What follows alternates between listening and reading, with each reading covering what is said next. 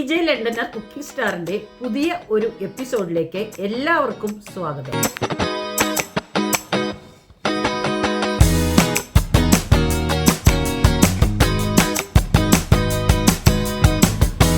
ഇന്ന് beef special പാലുകറിയാണ് നമ്മൾ ഉണ്ടാക്കാൻ പോകുന്നത്. അതിനായി 1 കിലോ ബീഫാണ് ഞാൻ എടുത്തിരിക്കുന്നത്. അതിൻ്റെ ചേരുവകൾ എന്തൊക്കെയെന്ന് നമുക്ക് നോക്കാം.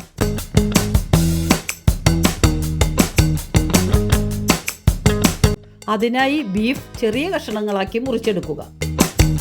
1 കഷണം ഇഞ്ചി, 4 പച്ചമുളക്, 4 അല്ലി വെളുത്തുള്ളി, 2 ചുവന്നുള്ളി, 2 സവാള, 2 ഉരുളക്കിഴങ്ങ് എന്നിവ മുറിച്ചെടുക്കുക.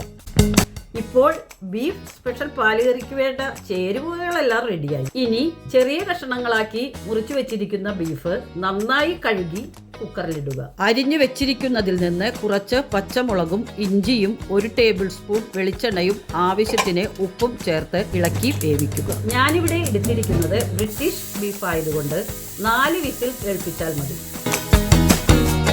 നമുക്ക് കുക്കർ ഒന്ന് തുറന്നു നോക്കാം.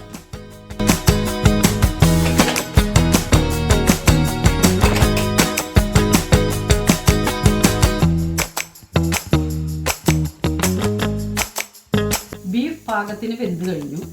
ഇനി ബീഫ് സ്പെഷ്യൽ പാലുകറിക്ക് വേണ്ട മസാലക്കൂട്ടുകൾ റെഡിയാക്കാം. 2 ടീസ്പൂൺ മഞ്ഞൾപ്പൊടി, 2 ടീസ്പൂൺ മുളക് പൊടി, 3 ടേബിൾ സ്പൂൺ മല്ലിപ്പൊടി, 2 ടേബിൾ സ്പൂൺ ഗരം മസാലപ്പൊടി, 1 ടീസ്പൂൺ കുരുമുളക് പൊടി എന്നിവ ചേർത്ത് ഇളക്കി ചൂടാക്കുക. മസാലക്കൂട്ട് വറുത്തെടുക്കരുത്, ചൂടാക്കിയെടുക്കാനേ പാടുള്ളൂ. ഇപ്പോൾ മസാലക്കൂട്ട് റെഡിയായി. ഈ മസാല വെന്തിരിക്കുന്ന ബീഫിലേക്ക് ചേർക്കാം.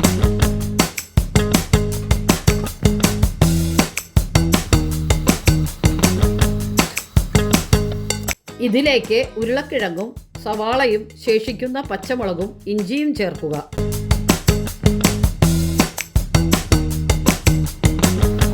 തേങ്ങാപ്പാൽ ഒഴിക്കാം. ഇനി കുക്കർ അടച്ചു വെച്ച് അല്പസമയം വേവിക്കാൻ പോവുകയാണ്.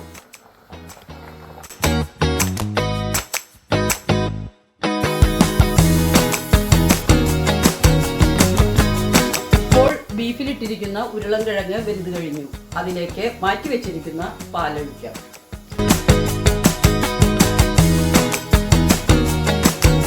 ഞാൻ ഇതിലേക്ക് അല്പം ചൊറുക്ക ചേർക്കുന്നു. നിങ്ങൾക്ക് പുളി ഇഷ്ടമാണെങ്കിൽ മാത്രം അത് ചേർത്താൽ മതി.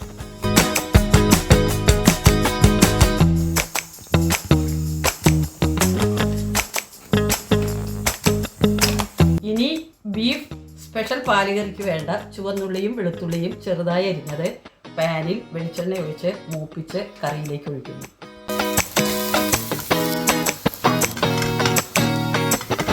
വെളുത്തുള്ളിയും ചുവന്നുള്ളിയും ഈ കളറാകുന്നതുവരെ മൂപ്പിച്ച് കറിയിലേക്ക് ഒഴിക്കുന്നു.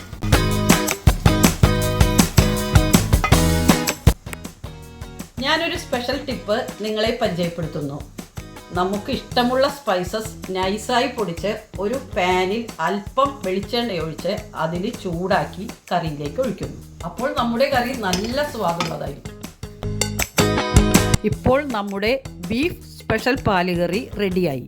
ഈ കറി ചോറ്, ചപ്പാത്തി, പൊറോട്ട അങ്ങനെ എന്തിൻ്റെ കൂടെ കഴിച്ചാലും വളരെ സ്വാദേറിയതാണ്. എല്ലാവരും തീർച്ചയായും ഉണ്ടാക്കി നോക്കണം. ഇനി സ്വാദേറിയ വിഭവവുമായി അടുത്ത വീഡിയോയിൽ കാണാം. Thank you for watching.